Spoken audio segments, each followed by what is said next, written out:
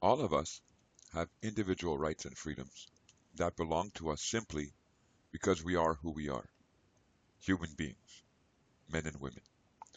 There are principles and laws that are in operation which are there for the benefit and protection of the individual. Right now, most of us are being governed and controlled by laws which have been created by the government and impact our life. When you use the word law, you're talking about the regime that orders human activities and relations through systematic application of the force of politically organized society or through social pressure, backed by force in such a society, the legal system. And we know the expression, respect and obey the law. Now, within law, when you use the word or the term law, when we look at that term, within it we find two different operations of law going on. We find natural law, which is a physical law of nature, a philosophical system of legal and moral principles, purportedly deriving from a universalized conception of human nature or divine justice, rather than from legislative or judicial action. And we find natural right, a right that is conceived as part of natural law and that is therefore thought to exist independently of rights created by government or society, such as the right to life, liberty, and property. So individuals have rights and freedoms. These rights and freedoms exist apart from legislative laws or enactments, apart from the laws that the governments create. These are known as natural rights or human rights. And these rights and freedoms are not created by the government. They're not created by legislative or enactments. There are natural human rights and freedoms that are in operation for all of us to exercise and stand under. These rights and freedoms are not created by the government, but they are recognized by the government.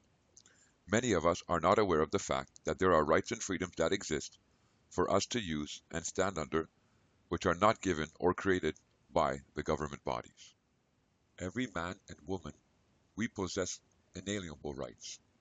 We have these natural rights and they're inalienable for us, which means they cannot be transferred or surrendered. They are absolute rights. They are rights that belong to every human being, such as the right of personal liberty.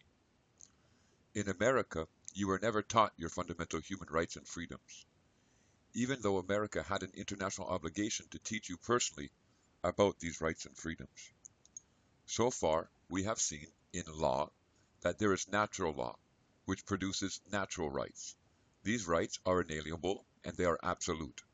They cannot be surrendered and they belong to every human being. These rights are better known as fundamental human rights and freedoms. Now, within law, we also have law that is enacted law, such as statutes and regulations or bylaws. These are laws that are created by the government and the elected officials. These laws are not natural rights and are meant to be used as a controlling mechanism. These laws are created by the government and enforced by the government. So when you look at the word regulation, you see it is the act or process of controlling by rule or restriction. So on one hand, we have law, such as our natural rights, our inalienable rights, and these are laws that are freeing. But when you look at the government-created laws, such as enactments and regulations, the purpose for these laws are to be used for controlling by rule or restriction. That's the operation that they have upon them. Enactment, the action or process of making into law, enactment of a legislative bill. And legislative is of or relating to law, making or power to enact laws. And the legislative branch is the branch of government responsible for enacting laws. So we have a legislative branch, which is the side of the government that enacts regulations and statutes. And the reason why they do this is because they want to control. They want to rule you by restriction. So they create these laws. And by creating these laws, they go against your natural fundamental rights and freedoms. So enacted laws, regulations, and statutes. These laws are created by the government. These laws create restrictions upon a person. These are not human rights or natural law, but law created by a branch of government. So why does America, the United States of America, the federal government, have the obligation to allow you personally to exercise your natural rights, your common law rights, your fundamental rights and freedoms, better known as the rights and freedoms found in the international covenants? America signed the covenant and ratified it in 1982 with reservations. These fundamental rights and freedoms pre-exist all. These rights are brought forth through the United States Constitution, specifically Article 6, Clause 2, which is the Supremacy Clause. Now, the obligations come out of the covenant itself. When we look at Article 2.2, it says we're not already provided for by existing legislative or other measures. Each state party to the present covenant undertakes to take the necessary steps in accordance with its constitutional process and with the provisions of the present covenant to adopt such laws or other measures as may be necessary to give effect to the rights recognized in the present covenant. So this is the article of law that placed the obligation upon the United States of America. It stated here that America, you undertake to take the necessary steps in accordance with your constitutional process and with the provisions of the covenant to adopt laws or other measures to give effect to the rights recognized in the covenant. So here's your legal obligation. There's rights recognized in the covenant, you got to transfer them into the American law. This is the article that binds the U.S. and brings forth the responsibility. It creates the obligation upon the state party to take the necessary steps in accordance with its constitutional process and with the provisions of the covenant to adopt such laws or other measures as may be necessary to give effect to the rights recognized in the present covenant. Now, further to this, we would find in Article 5 of the covenant that these rights and freedoms, okay, are as followed. Nothing in the present covenant may be interpreted as implying for any state, group, or person any right to engage in any activity or perform any act aimed at the destruction of any of the rights and freedoms recognized herein or at their limitation to a greater extent than is provided for in the present covenant. So together, these articles of law produce the obligation on the executive powers of the United States of America. They first must make provisions to give effect to the rights, and they must not take actions aimed at the destruction or the limitation of these rights and freedoms. So when you combine these two articles together, you're showing forth the principle of justice concerning why America has the obligation to respect your personal fundamental rights and freedoms. Now, you can add to this Article 3 of the Covenant, which brings forth the fact that men and women have the right to the enjoyment of their civil and political rights. The state parties to the present covenant undertake to ensure the equal right of men and women to the enjoyment of all civil and political rights set forth in the present covenant. So all your natural rights, all your inalienable rights, you have the ability to enjoy them and exercise them and use them. And the covenant says that the United States of America, you have the obligation to transfer all these rights into your domestic law. Now, combining these articles of law together, then subsequently bringing forth the domestic applications, brings forth the picture clearly, and this must be done. Simply stating that there is an obligation without showing why is not strong enough. So when we look into domestic law, we see that these rights are brought forth through the United States Constitution, specifically Article 6, Clause 2, the Supremacy Clause. And we read the following under U.S. reservations, declarations, and understandings concerning the International Covenant on Civil and Political Rights. It's the Senate's advice and consent that it is subject to the following understandings, which shall apply to the obligations of the United States under this covenant. So you see, the United States of America are very aware that they have obligations under the covenant. And where are these obligations coming from? They're coming from the covenant itself. The covenant told America, you have to provide a means, you have to give effect to these rights. And further to that, you can't engage in any activity to destroy or limit these rights that you must transfer. And now here, your own Senate, the Senate of America, is making the statement that we have the obligations concerning this covenant. That the United States understands that this covenant shall be implemented by the federal government, to the extent that it exercises legislative and judicial jurisdiction over the matters covered therein, and otherwise by the state and local governments, to the extent that the state and local governments exercise jurisdiction over such matters. The federal government shall take measures appropriate to the federal system, to the end that the competent authorities of the state or local governments may take appropriate measures for the fulfillment of the covenant. So again, we see the obligation in international law. They become signatories, and now here, in their own domestic law, they're saying we understand we have obligations, and we're going to fulfill our obligations to the covenant. Now, further to that, they make a reservation. They make an understanding in America. It says the Senate's advice, this is what your government did to you concerning your natural fundamental rights and freedoms, concerning your common law rights. It says the Senate's advice and consent is subject to the following declarations: that the United States declares that the provisions of Article 1 through 27 of the covenant are not self-executing. So they went forward and they took away the fact that these articles of law are executing.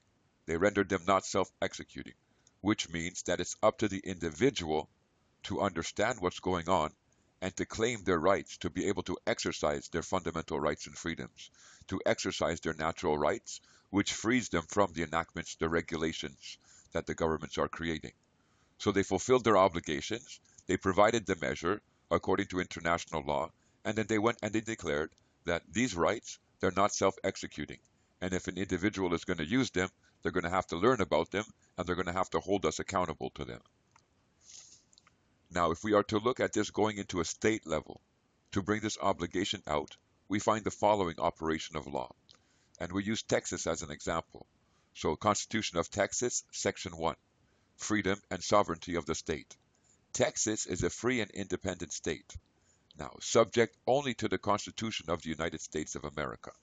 So if we back engineer that then, since Texas is subject to the Constitution of the United States of America, and the Constitution of the United States of America is bringing forth the covenant, but yet the covenant, the operation of law that allows us to exercise our rights, they're not self-executing. We have to operate them. We have to call upon them. And the Constitution of America is bringing forth international law. Well, Texas is obligated to respect the fundamental rights and freedoms that come out of the Constitution of America.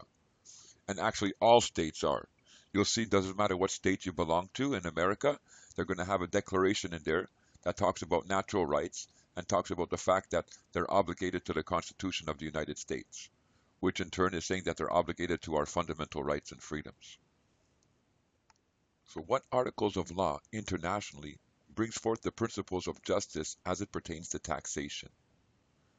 To bring forth the principle that applies to you, again, we must walk them through the articles of law.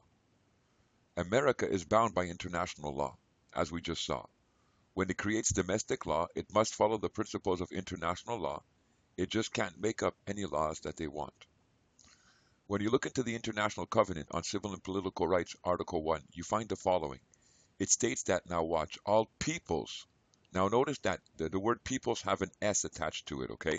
But all peoples have the right of self-determination. By virtue of that right, they freely determine their political status and freely pursue their economic, social, and cultural development. I'm saying in law here, when they use the term peoples, they're referring to a natural person in law. It's not a man or a woman, it's a natural person. And it can have the attributes of a man or a woman attached to it. That's why when they use the personal pronoun here, they use the term there, as if you would attach it to a man or woman. It would be there. So the peoples here refers to natural. And these peoples, even though they're in their natural capacity, they still have the obligation to pursue their economic, social, and cultural development. Do you see that? The people have to pursue their economic, social, and cultural development. But when we go back, the man or the woman, as we saw in Article 3, the state parties to the present covenant undertake to ensure the equal right of men and women to the enjoyment. So they're not pursuing after it anymore. To an enjoyment of all civil political rights set forth in the present covenant. So when you're operating from the artificial capacity, you're always pursuing after your rights. You're always looking to acquire your rights. But when you're operating from the natural, You have the ability to enjoy them. You have the ability to exercise them. Why? Because they're inalienable. They belong to you. They can't be transferred. You always have possession of them.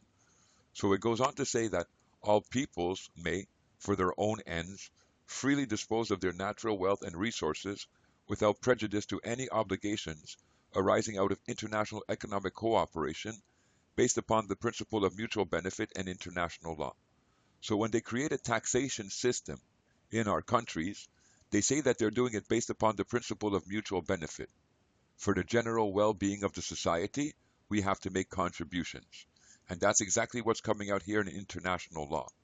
Now, in our domestic taxation systems, when you study them, the enactments and the regulations that they create, what you find transpiring is that they've taken away your capacity, they've taken away your designation of the man or woman, the human being, and they've rendered you into a class of persons.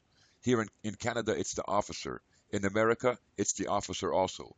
But they render you into a class of persons, which is an artificial being, an artificial entity.